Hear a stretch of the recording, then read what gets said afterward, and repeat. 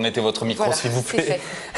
Vous faites partie de l'UNICEF, oui, Aline, et vous venez nous parler de cette nuit de l'eau, 4e nuit de l'eau, qui va avoir lieu à Balma et à Colomiers samedi, mais partout en France, me semble-t-il.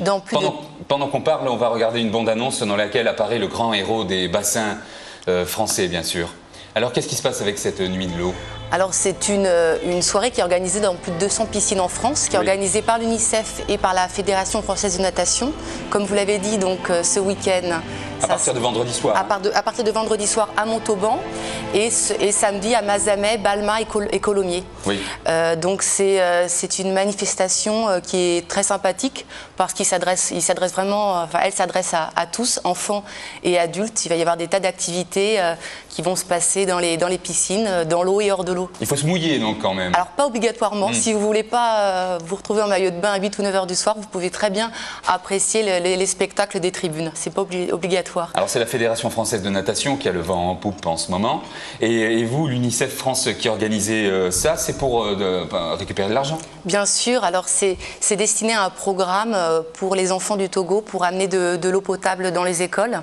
L'année dernière, on avait récolté grâce à cette manifestation 150 000 € et ça avait permis quand même à 4 300 enfants à bénéficier d'eau potable dans les écoles. C'est-à-dire ça passe par quel canal? Que devient cet argent? Comment se transforme-t-il? Alors comment ça se transforme concrètement? Donc nous on va collecter des fonds via les entrées, via la vente de gâteaux. Tout le monde travaille bénévolement vraiment pour cette manifestation. On va récolter les fonds et ensuite ça va être réinjecté directement dans ce programme. C'est très concret. Déjà l'année dernière, on a vu que voilà, les premières écoles ont déjà été équipées de ces équipements pour amener l'eau potable. Il y a un programme spécifique? Le programme, voilà, WASH. Le programme WASH. Ouais. WASH, Sanitation and Hygiene. Pardonnez mon accent. Oui, l'eau c'est un problème important pour notre siècle et les années qui arrivent. L'UNICEF s'en occupe, préoccupe? C'est une de nos préoccupations lorsqu'on doit faire face notamment à des catastrophes naturelles. Oui. L'eau c'est la priorité, sans eau, voilà. L'eau qui est polluée, l'eau qui est irradiée de nos jours. Voilà, parce qu'il ne faut pas oublier que l'eau est vitale, mais l'eau est également mortelle. Il y a quand même 4000 enfants par jour qui meurent dans le monde de maladies diarrhéiques liées à la transmission de l'eau et à une mauvaise hygiène. Donc en plus d'équiper ces écoles, on va former les enseignants et les enfants aux bonnes pratiques d'hygiène. Et ces mêmes enfants vont ensuite former leurs propres parents afin d'éviter de tels chiffres. Mais est-ce que ça suffit? Est-ce qu'il ne faudrait pas alerter une communauté mondiale? Parce qu'il faut une action de tous, des plus puissants. Il y a eu la journée mondiale de l'eau il n'y a pas longtemps. Voilà, en fait cette nuit de l'eau, elle est organisée après la journée de l'eau. Nous, tous nos programmes, on travaille sur différentes choses, la nutrition, l'éducation, la vaccination et l'eau. En fait, tout est corrélé et c'est une de nos priorités. Il faudrait s'occuper aussi des industriels de l'eau, puisque l'eau est devenue un enjeu industriel, voire privé de par le monde. Et même en France. Oui, on alerte les services publics là-dessus, il y a des échanges qui sont faits. Est-ce que vous surfez sur la vague du succès de la natation en France et surtout de nos champions? C'est ça le truc? Oui, Alain Bernard est le parrain cette année de la manifestation, comme l'année dernière.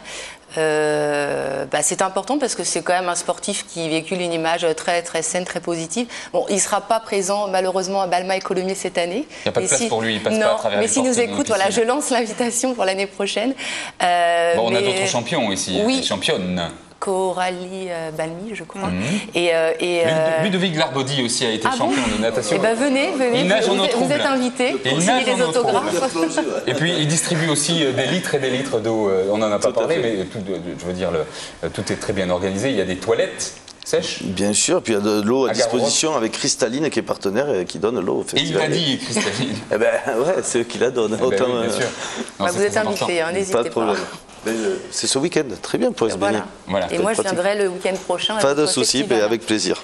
Concrètement, comment ça se passe alors? Donc concrètement, vous êtes attendu de 18 h à minuit.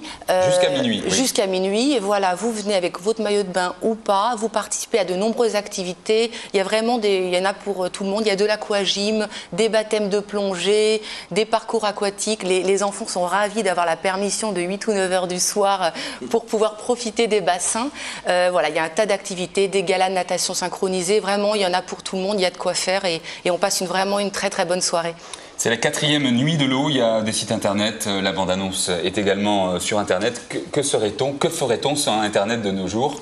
Je me le demande. Même l'Institut de veille sanitaire a toutes ces informations.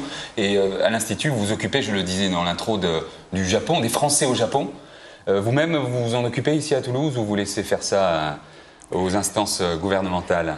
C'est-à-dire que le suivi des personnes qui sont rapatriées ou qui sont revenues, en tout cas, ils atterrissent sur Paris, donc effectivement, tout est centralisé, même si l'ensemble des départements ont reçu des consignes, que ce soit de l'Institut Veille Sanitaire ou du ministère de la Santé. Est-ce que vous allez vous occuper des taux de radiation dans l'eau? On aurait retrouvé de l'iode, des choses comme ça, dans les eaux de pluie? Alors, les ruissellements. C'est pas le domaine. Oui, c'est pas le domaine de l'Institut Veille Sanitaire, mais le programme réglementaire de contrôle des eaux potables incorpore d'ores et déjà, bien avant l'incident, effectivement, un certain nombre de paramètres qui reflètent la radioactivité. Vous me rassurez. Merci beaucoup d'avoir participé à cette émission. La semaine prochaine, journée mondiale de la voix, guerre d'Algérie, Pierre et Cohen et Pierre Izard, jet de pierre, un noir en colère, Serge Mokanda, notre camarade, les jeunes communistes de Toulouse et même un général en Afghanistan. Très bon week-end, à lundi, salut.